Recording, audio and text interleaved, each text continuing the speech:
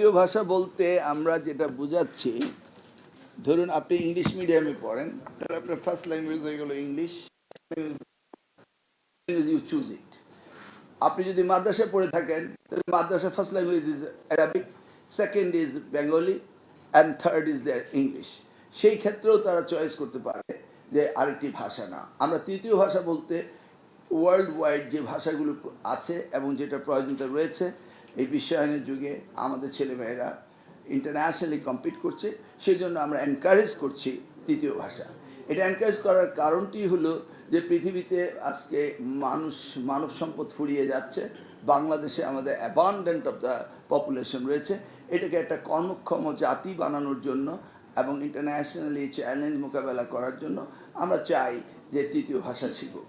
পৃথিবীর অন্যান্য দেশগুলোতে তৃতীয় ভাষা শিক্ষার পদ্ধতি রয়েছে এবং উন্নত বিশ্বে এটা রয়েছে, আমাদের এখানে এটা ইন্ট্রোডিউস করা হয়েছে। এবং হাইলি কোয়ালিফাইড তৃতীয় ভাষা শিক্ষার জন্য যদি কেউ মানে গভর্নমেন্টের অ্যাসিস্ট্যান্ট করে, সেই জায়গায় স্টুডেন্ট লোন পর্যন্ত দেওয়া হবে। We are encouraging third language, এটা মাননীয় প্রধানমন্ত্রীর ভিশন।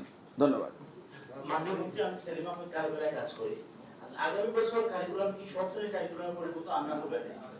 আগামী বছর নয়, 28 সালে। আমাদের এনাফ টাইম লাগবে কারিকুলামগুলোকে যুগ উপযোগী করা, যেখানে যা হ্যাঁ যেখানে আমাদের প্রয়োজন দরকার সেখানেই প্রয়োজন করতে হবে। 28 সালের ভিতরে আমরা সেই কাজগুলো করতে হবে। আমরা তো এটাকে বিলম্ব করতে পারি না। দ্যাটস আওয়ার মিশন, আমরা ওটা করব। তবে যেখানে প্রয়োজন সেখানেই করবো এবং এটাকে আমরা যুগ উপযোগী করব। জাস্ট এই ব্যাক ডেটের সব কিছু নিয়ে আমরা আর এগোতে চাচ্ছি না। Let's see what we can do, wait for 2028। Sure. কোন পত্রিকাটা বলে ফেলেন? বর্তমানে শিক্ষার্থীদেরকে অনেকটাই কোচিং ভিত্তিক চলে যাচ্ছে তারা, কারণ ক্লাসে শিক্ষকরা, এবং আমার দুটো বাচ্চা পড়ে, আমি দেখেছি যে ক্লাসে সেইভাবে পড়ানো হয় না। আমার ওয়াইফ একজন টিচার, সে যেভাবে পড়ায় আমি দেখি প্রত্যেকটা বাচ্চাকে ধরে ধরে, অথচ দেখা যায় যে ওইরকম হয় না। এই যে একটা বিষয়, সেক্ষেত্রে আপনার যে কারিকুলাম 28-এ আসবে, সেক্ষেত্রে শিক্ষার্থীরা কোচিং থেকে হয়তো সরে আসবে, ওইরকম আপনারা একটা বিষয় নিয়েছেন, আমি বুঝতে পারছি। কিন্তু শিক্ষকদের মন মানসিকতা পরিবর্তনের ক্ষেত্রে আপনারা সেইখানে তাদেরকে নিয়ে বসবেন কিনা, বা তাদের সঙ্গে কথা বলছেন কিনা যে আপনারা যে বাচ্চাদেরকে মানে কর্মমুখী করছেন, শিক্ষকরা সেটা মানবে কিনা? Very good question. আমাদের আপনারা জানেন যে আমরা জিডিপি 2% এবার পেয়েছি, 1,36,000 কোটি টাকা আমরা পেয়েছি, যেটা এর আগে কখনো পায়নি। প্রিভিয়াস গভর্নমেন্ট 1.39 জিডিপি পেয়েছিল। সেখানেও শুভঙ্করের ফাঁকি ছিল। আইসিটি মিনিস্ট্রি এবং রূপপুর তাপবিদ্যুৎ কেন্দ্র, সেখানে টাকা দেওয়া হয়েছিল, সেটা শিক্ষা খাতে ধরা হয়েছিল। এবার আমরা হিউজ বাজেট পেয়েছি। এই বাজেটের মধ্যে আমরা মনে করি শিক্ষক ট্রেনিংটাকে আমাদের সবচেয়ে বেশি গুরুত্ব দিতে হবে। কোচিং সেন্টার কোচিং সেন্টার আমাদের প্রতিষ্ঠান সঠিকভাবে লেখাপড়া করাতে পারে না, তখন হয়।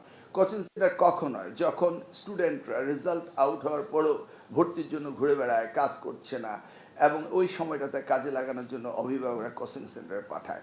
অর্থাৎ যেই সময়টি তাদের কোনো প্রাতিষ্ঠানিকভাবে যাওয়ার সুযোগ থাকে না, তখনই তারা কোচিং সেন্টারে যায়। সেই জন্য আমরা এগুলিকে আমরা সিনক্রোনাইজ করছি যে রেজাল্ট আউট হওয়ার পরপরই যেন ভর্তি হতে পারে এবং তাদের কার্যক্রম অর্থাৎ শিক্ষা কার্যক্রম শুরু হয়ে যায়। টিচারদের ট্রেনিং করার ব্যবস্থাটি রয়েছে। আর আমরা শিক্ষকদের ওইভাবে প্রস্তুতি নেব ইন হাউস কোচিং। তারা শিক্ষার্থীদের তাদের ইনস্টিটিউশনেই তারা এডিশনাল অনারারি হোক, যেভাবে হোক, তারা ইন হাউস কোচিং করাতে হবে। এবং আমরা ওই ডেটাগুলি কালেকশন কোন কোন প্রতিষ্ঠান থেকে ম্যাক্সিমাম ছেলেমেয়েরা কোচিংয়ে চলে যায়, এবং সেই সমস্ত প্রতিষ্ঠানগুলোকে আমরা এইগুলোকে আমরা ক্যাটাগরিক্যালি আমরা সাবজেক্ট টু আমরা তাদের বিরুদ্ধে ব্যবস্থা নেব। আমরা নামি দামি স্কুলের কথা বলবো, কিন্তু দেখা গেল সেই নামি দামি স্কুলে তারা কোচিং সেন্টারে পড়ছে, তা এটা হতে দেওয়া যাবে না। অ্যাজ এ হোল আমরা এই ক্রমান্বয়ে আমরা এগুলি করছি। এবং কোচিং সেন্টার যারা রয়েছে, সেন্টার যদি আপনার বানাতে হয় তাহলে সরকারের কাছে অনুমতি নিতে হবে। কারণ আমাদের বাচ্চারা একটি কোচিং সেন্টারে যাবে, সেখানে ফায়ার এক্সিট রয়েছে কিনা, এটা হাইজেনিক কিনা, বাচ্চাদের ঠিকমতো ট্রিটমেন্ট দিচ্ছে কিনা, এগুলি রাষ্ট্রের দায়িত্ব রয়েছে দেখা। আপনি হঠাৎ করে একটা গ্যারেজের মধ্যে কোচিং সেন্টার দিয়ে দিবেন, ইট ক্যানট বি। সব কিছু রেগুলেটরি আন্ডার আনতে হবে। এইভাবে তো একটি রাষ্ট্র চলতে পারে না। অতএব একটু সময় দিন, আমরা কাজ করছি, ইনশাল্লাহ সব কিছু ঠিক হবে।